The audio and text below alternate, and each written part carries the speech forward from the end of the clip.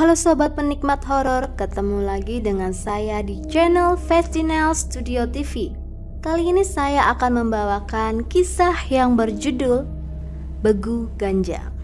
Tapi sebelumnya jangan lupa subscribe channel ini ya untuk update kisah-kisah lainnya. Jangan lupa bunyikan tombol loncengnya. Tak perlu berlama-lama lagi, yuk kita mulai ceritanya. Saya akan menceritakan sebuah mitos yang pasti sudah terkenal di Pulau Sumatera, khususnya daerah Sumatera Utara. Siapa lagi yang belum tahu soal sesosok makhluk yang memiliki nama Begu Ganjang? Di sana sosok makhluk ini begitu ditakuti dikarenakan energi yang dipancarkannya benar-benar energi jahat yang sangat negatif. Hingga dipercaya juga makhluk ini sering digunakan untuk mencelakakan orang lain. Mungkin jika di Jawa sering disebut dengan santet atau teluh, dan di Papua disebut sebagai suanggi. Lantas bagaimanakah cerita serta mitos tentang Begu Ganjang? Berikut ceritanya. Banyak daerah terpencil di Sumatera Utara, keberadaan makhluk tak kasat mata ini menjadi momok bagi masyarakat di sana. Secara bahasa sendiri, begu memiliki arti roh atau hantu dan ganjang berarti panjang. Jadi secara bahasa, Begu Ganjang memiliki artian sebagai hantu yang berwujud panjang. Begu Ganjang diyakini sebagai sosok makhluk halus yang bisa membuat celaka orang lain. Sosok Begu Ganjang sendiri awalnya memang sulit untuk dijelaskan.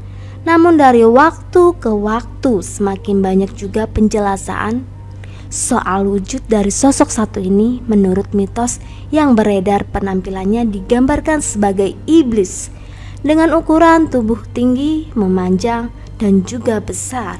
Juga terlihat memiliki penampilannya mengerikan. Dia memiliki rambut panjang dengan kerutan mengerikan di wajahnya dan juga memiliki gigi seperti gergaji. Konon siapa saja yang bertemu dengan sosok ini dan ia melihat ke atas, tinggi tubuh Begu Ganjang juga akan semakin bertambah tinggi lagi.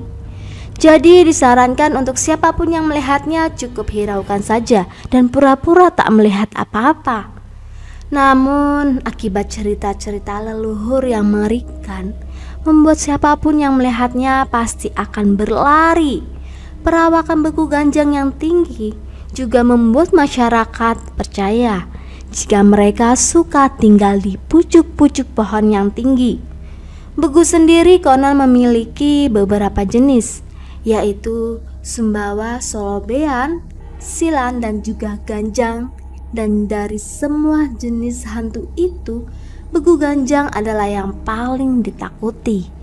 Meskipun begitu, sejarah awal kemunculan sosok ini pun juga masih simpang siur mitos. Sosok ini hanya berasal dari cerita turun-temurun dari nenek moyang yang masih diyakini hingga saat ini. Terlebih lagi untuk mereka yang tinggal di daerah pedesaan, awalnya sosok Begu Ganjang digunakan oleh nenek moyang suku Batak sebagai penjaga area perkebunan atau area pertanian yang saat itu masih rawan oleh pencurian. Namun keserakahan manusia yang selalu merasa iri orang-orang itu melihat kemampuan lain dari Begu Ganjang. Mereka membuat Begu Ganjang yang semula ditugaskan sebagai penjaga menjadi sosok yang ditugaskan untuk mencelakai orang, benar-benar mirip seperti semacam santet. Selain fakta pemiliknya dapat menggunakan untuk menyakiti orang lain, ada hal lain yang membuat Begu Ganjang ditakuti siapapun yang bertemu dengan sosoknya. Dipercaya orang itu akan sakit, bahkan bisa sampai meninggal. Korban yang diyakini dibunuh oleh sang hantu selalu memiliki ciri-ciri yang sama, yaitu bekas memar berwarna biru di area leher. Para pemilik dari roh-roh ini juga dipercaya bisa menggunakannya sebagai sarana mencari pesugihan, dan mereka pasti akan menjadi kaya.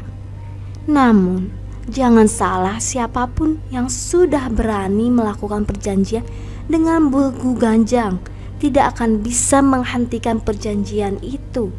Sampai 7 turunan mereka harus bisa menyiapkan tumbal nyawa di hari-hari tertentu, dan jika tak bisa maka keluarga itulah yang akan diambil sebagai tumbal.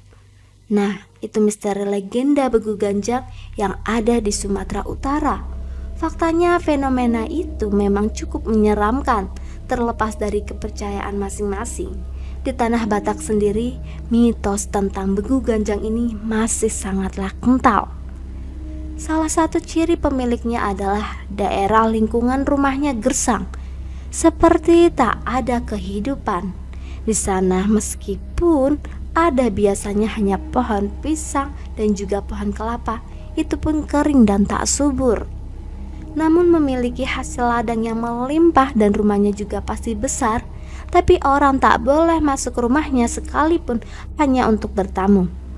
Akibat beberapa ciri yang diketahui ini menyebabkan masyarakat menjadi risau dan akan melakukan persekusi terhadap siapapun yang diduga memelihara Begu Ganjang untuk tujuan yang jahat. Terbukti sudah pernah ada beberapa aksi pengusiran, perusakan hingga pembunuhan yang dilakukan oleh masyarakat sekitar terhadap warga lain yang diduga memelihara Begu Ganjang. Salah satu cerita yang pernah heboh adalah kisah yang menimpa keluarga Bilson pada tanggal 3 Mei tahun 2010. Kejadian ini terjadi di Desa Sitanggur, Kecamatan Muara, Kabupaten Tapanuli Utara, Sumatera Utara. Peristiwa memilukan ini berawal dari kabar yang tak jelas asal-usulnya. Warga menuding jika keluarga Bilson memelihara Begu Ganjang. Hal itu terjadi karena beberapa waktu terakhir banyak warga desa itu yang tewas dengan keadaan yang janggal. Warga yang termakan isu ramai-ramai mendatangi kediaman Bilson dan tanpa banyak basa-basi mereka kemudian menganiaya. Tak puas menganiayanya, warga juga membakar pasangan suami istri ini hingga mereka berdua tewas. Tepat di depan rumah mereka, mereka juga menarget Loren, sang putra dan juga istrinya. Namun beruntung, Tiur yaitu istri Loren dan juga ketiga anaknya yang masih balita berhasil diselamatkan karena mereka nyaris dibakar hidup-hidup. Juga menurut Tiur, sebelum menganiaya, warga terlebih dahulu menggelar doa bersama. Mereka sangat yakin bahwa keluarga Bilson telah memelihara santet, meskipun mereka juga tak punya bukti yang kuat. Mereka hanya menduga jika Bilson berada di balik kematian sejumlah warga desa dalam beberapa waktu terakhir. Polisi pun juga sulit mencegah bukan warga, dikarenakan tempat kejadian perkara sangat sulit diakses. Bahkan polisi pun harus berjalan kaki untuk bisa masuk ke desa yang terletak di pinggiran Danau Toba itu. Dan setelah kerusuhan itu, polisi berhasil mengamankan setidaknya 150 warga di Mapolres Tapanuli Utara. Kisah selanjutnya berasal dari pria bernama Kurniawan, yaitu seorang warga dari Deli Serdang. Ia menceritakan soal kengerian Begu Ganjang yang pernah dialaminya saat itu. Kurniawan mengatakan kejadian mistis tentang Begu Ganjang ini menimpa tetangga samping rumahnya. Sebut saja namanya Asep. Saat itu Asep sedang berlibur ke kawasan Barastagi. Di sana Asep memetik sebuah jeruk di salah satu perkebunan tanpa izin pemilik kebun. Jeruk yang dipetiknya juga langsung makan. Kemudian sesampainya di rumah, Asep tiba-tiba mengalami sakit perut dan akibat semakin memburuk, keluarganya pun membawanya ke rumah sakit. Namun anehnya, saat diperiksa oleh dokter, sang dokter berkata dia tak bisa menemukan kejanggalan apapun dan sumber sakit itu juga tak terdeteksi oleh medis. Di situ keluarganya pun bingung. Lalu Asep pun bercerita bahwa saat liburan kemarin ia sempat makan jeruk yang dipetik di Barastagi itu, dan keluarga pun membawanya ke salah satu paranormal yang berada di kawasan Deli Serdang. Paranormal itu berkata, jika penyakit yang dialami Asep adalah perbuatan begu ganjang akibat memetik buah jeruk tanpa izin di Brastagi. Perbuatan itu dianggap perbuatan pencurian dan itu adalah perbuatan tak baik, ucap si paranormal. Setelah saran dari paranormal, Asep kemudian kembali ke Brastagi dan menemui pemilik kebun jeruk untuk meminta maaf. Menanggapi hal itu, sang pemilik kebun pun memaafkan. Namun untuk melepas gangguan dari sang begu tidaklah semudah itu. Harus dilakukan sebuah ritual tertentu agar si hantu penunggu perkebunan itu mau melepaskannya. Singkat cerita, beberapa syarat pun diberikan dan dimulailah ritual pelepasan itu. Namun sayang ritual itu tak berhasil. Sebab begu ganjang penunggu kebun jeruk itu tidak mau memaafkan Asep. Hingga akhirnya penyakit yang diderita Asep pun tak kunjung sembuh dan malah semakin parah. Kurniawan mengungkapkan setelah ritual ada dilakukan, penyakit yang diderita Asep tak kunjung sembuh hingga akhirnya Asep meninggal dunia. Sebelum meninggal dunia pun Asep juga sempat muntah darah. Terkadang saya tak percaya, tapi itulah cerita yang saya dengar tentang tetangga saya yang meninggal dunia saat itu, ungkap Kurniawan. Hal mistis-mistos, larangan dan juga legenda di setiap daerah memang berbeda-beda.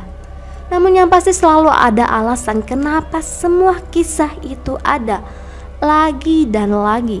Pesan agar kita semua selalu menjaga sikap perilaku dimanapun dan kapanpun, sehingga tak akan ada orang atau mungkin makhluk dimensi lain yang mungkin saja bisa tersinggung karena kita tak tahu apa yang ada di dalam hati mereka. Jika kamu punya kisah atau pengalaman horor, silahkan kirim ke email di bawah ini ya, atau DM ke kita. Bagi yang beruntung akan dibawakan. Ikuti terus kisah-kisah menarik lainnya di Festinel Studio TV.